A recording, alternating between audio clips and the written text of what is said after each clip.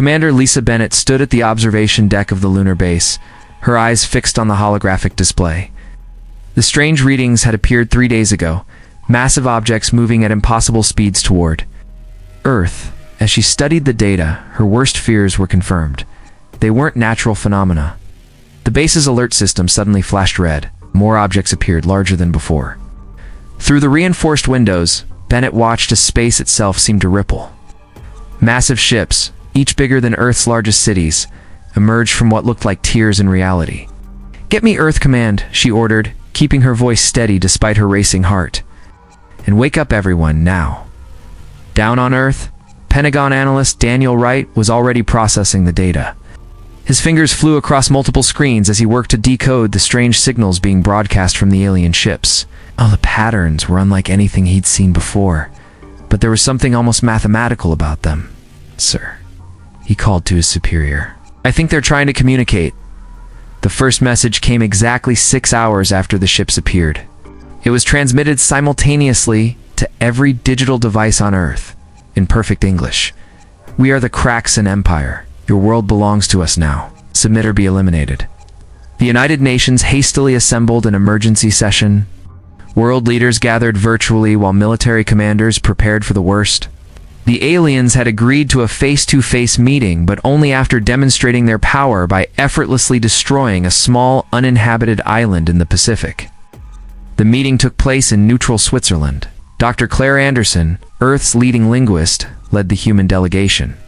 The aliens who emerged from their shuttle looked almost mechanical.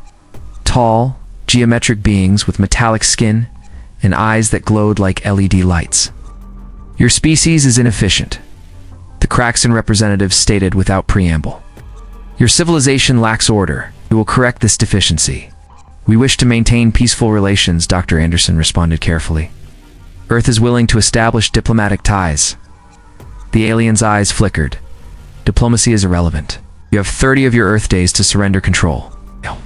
Those who resist will be eliminated. Those who submit will serve." As the aliens departed, Daniel Wright made a crucial discovery. Hidden in their communications was a rigid pattern, a mind that thought in straight lines, unable to process deviation or chaos. He shared his findings with military command. "Think like computers," he explained to the Joint Chiefs. "Everything is binary, yes or no, black or white. They don't understand nuance." Commander Bennett, now recalled to Earth, studied Wright's analysis. "Then that's their weakness," she said. "They expect us to either fight conventionally or surrender. They don't understand human nature." The next 30 days would prove crucial. As Earth's military leaders gathered to plan their response, they realized they had something the Kraxan hadn't counted on: human unpredictability, creativity, and the ability to think in ways that defied logical patterns. The countdown had begun. Humanity faced its greatest threat, but in their enemy's strength they had found a critical weakness. The question was, could they exploit it before time ran out? As the first day ended, Commander Bennett looked at the alien ships now visible in Earth's sky. "They think they know what humans will do," she said quietly. "That's going to be their biggest mistake."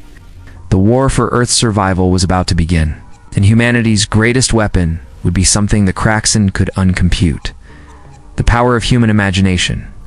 Dr. Catherine Morris stared at the brain scans spread across her laboratory screens. After 3 sleepless nights, she had finally found something remarkable. Human brains lit up in patterns that were completely different from the captured Kraxan technology they'd studied. "Look at this," she said to Jack Harrison, the military strategist, who had been working with her team. "When humans think about abstract concepts, our neural pathways create what looks like organized chaos. It's beautiful." Harrison leaned closer to the screen, his eyes narrowing. "And the alien tech? Straight lines, perfect geometry. They process everything literally. They can't handle metaphors or abstract thinking. It's like they're missing a whole dimension of thought." The discovery spread quickly through Earth's Defense Command. In underground bunkers across the globe, military leaders began to understand what this meant. The Kraxan's superior technology was built on rigid, predictable patterns. The humans had something different. "We need to weaponize this," Harrison said during an emergency meeting. "Not with guns or bombs, but with something they can't understand: human creativity." Operation Mindscape was born.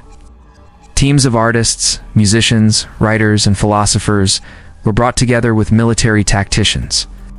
Their mission was unlike anything in human military history. Create warfare strategies that would confuse and overwhelm the alien mind. The first test came when a Kraxan scout ship approached a small military base in Colorado. Instead of standard defense protocols, the base broadcast a mix of jazz music, abstract poetry, and seemingly random light patterns.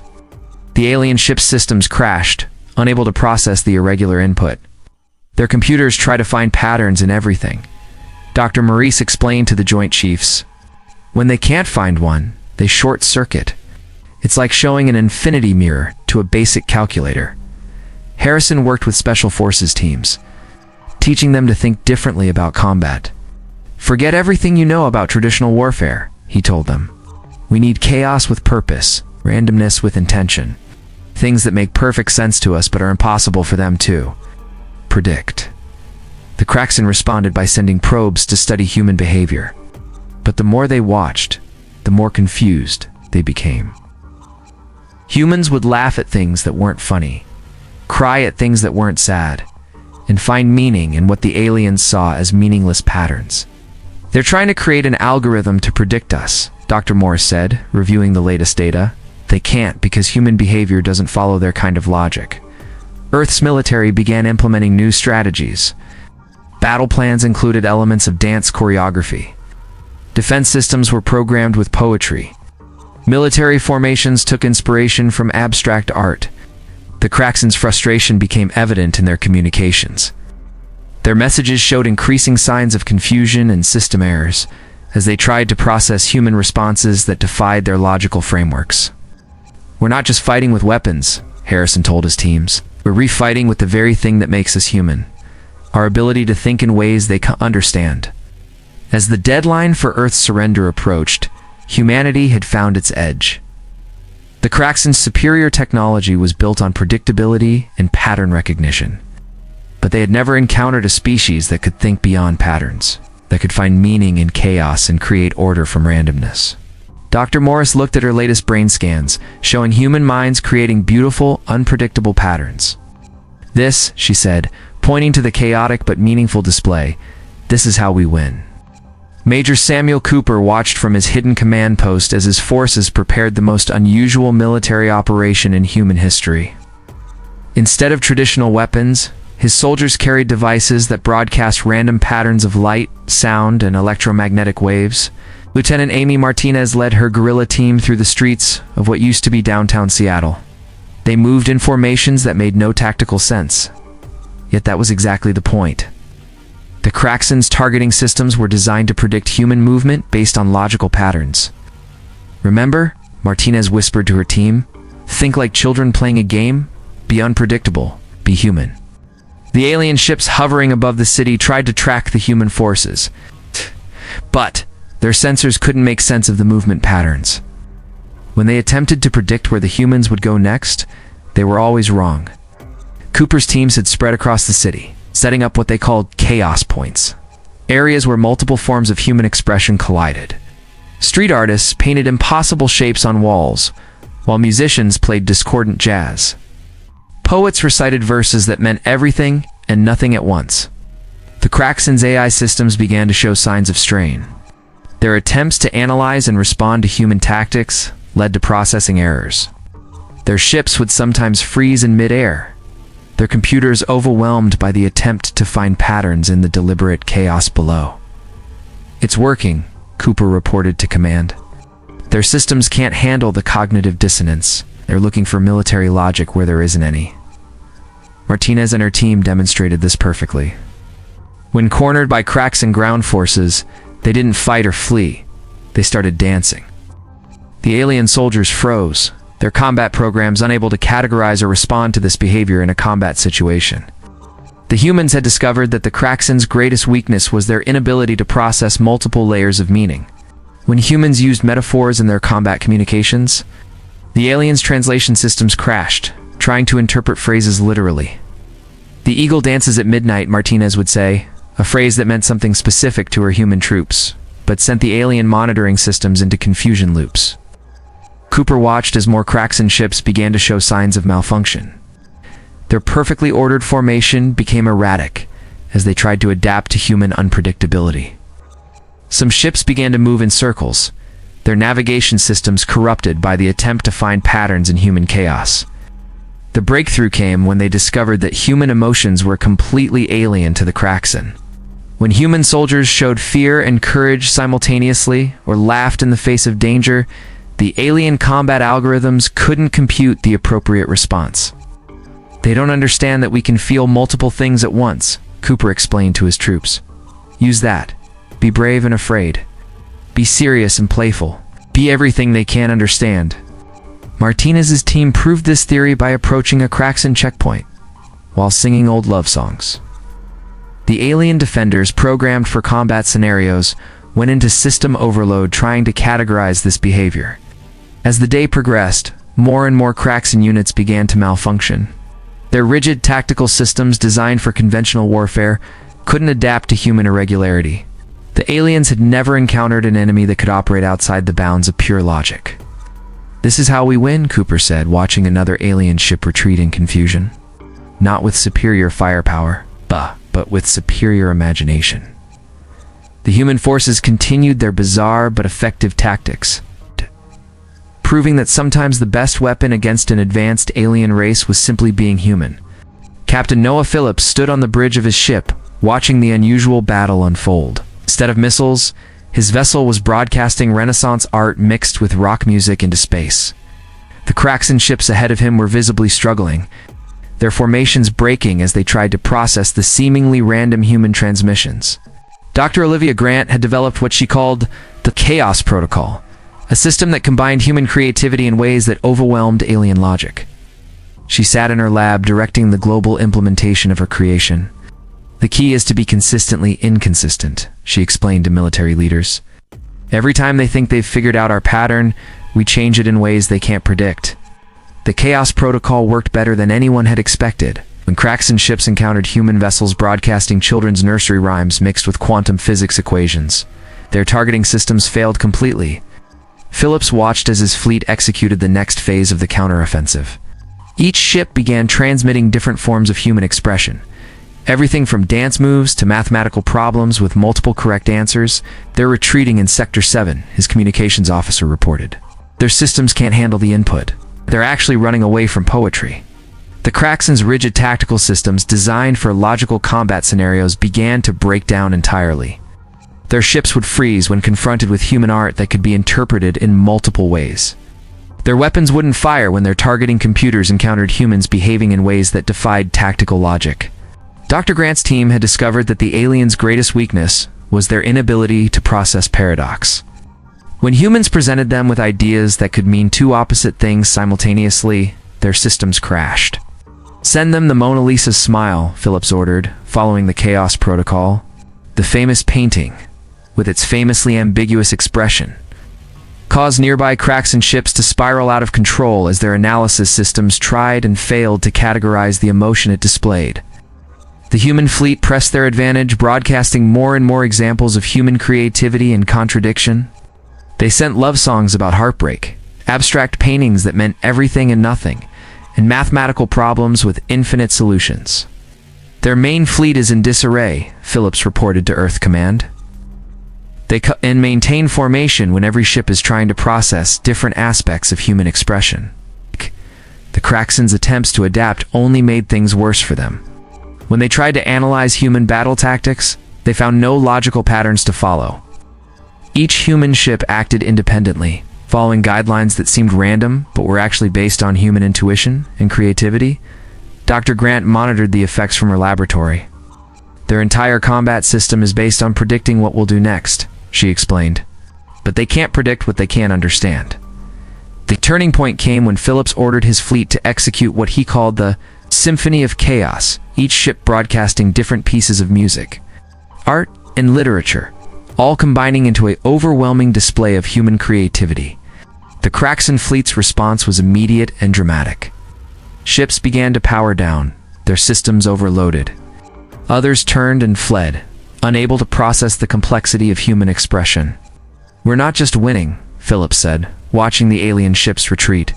We're teaching them something about what it means to be human. As the battle continued, it became clear that humanity's greatest weapon was untechnology or firepower. It was their ability to think and create in ways that transcended logical understanding. The Kraxen's superior technology was helpless against the power of human imagination. Admiral Michelle Carter stood at Earth Command's central control as she coordinated the final phase of humanity's defense. The massive screens showed Kraxen ships retreating across the solar system, their once perfect formations now in chaos. "Launch Operation Kaleidoscope," she ordered. Every human settlement, ship, and station began broadcasting a carefully crafted mixture of human culture. Art, music, dance, poetry, and mathematical theories, all flowing together in beautiful disorder.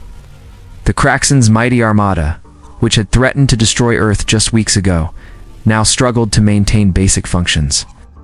Their ships' advanced AI systems, unable to process the complexity of human expression, began shutting down one by one. "They're sending a message," her communications officer announced.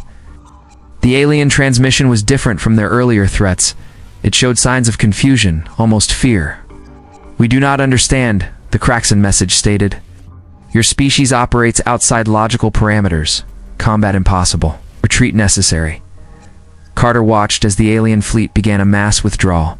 Their ships, once so threatening in their perfect geometric formations, now moved erratically, like confused animals trying to escape something they couldn't comprehend. Earth's forces continued their unique assault. Children's drawings were broadcast alongside complex philosophical questions. Simple folk songs played over images of infinite mathematical patterns. Each transmission was designed to showcase humanity's ability to embrace contradiction and find meaning in chaos. "They never understood what they were fighting," Carter said to her staff. "They saw our creativity as a weakness, our emotions as a flaw. They didn't realize these were our greatest strengths. The final battle wasn't fought with weapons at all. Instead, humanity launched what they called the human experience, a concentrated burst of everything that made humans unique. Love stories, war stories, jokes, riddles, abstract art, and music, all combined into one overwhelming transmission. The effect on the remaining Kraxen ships was immediate and decisive. Their rigid, logical systems, unable to process this flood of human consciousness, simply shut down. Ships drifted in space, their crews unable to comprehend what they were experiencing. As the alien fleet retreated to the outer solar system, Earth received messages from other alien civilizations who had been watching the conflict. They were fascinated by humanity's unique defense strategy. "Your species has demonstrated something unprecedented," one message read. "The power of unpredictability and creative thought as a defense mechanism was previously unknown." Carter established new protocols for future contact with alien species. Earth would no longer try to communicate only through logic and technology. Instead, they would lead with their humanity, their art, their music, their ability to think in ways that transcended simple patterns. "We've discovered something important," she told the United Nations Assembly. "Our greatest strength isn't in our weapons or our technology. It's in our ability to think, feel, and create in ways that can't be predicted or calculated." The Kraxen Empire, once feared throughout the galaxy, now avoided Earth completely. Their reports labeled humans as incomprehensible beings capable of weaponizing chaos itself. As Earth celebrated its victory, Carter looked at the stars with new understanding. Humanity had proven that imagination, creativity, the ability to think beyond logical constraints were weaknesses. They were the most powerful weapons in the universe. The war had changed how humans saw themselves in the cosmic order. They were no longer afraid of being technologically inferior.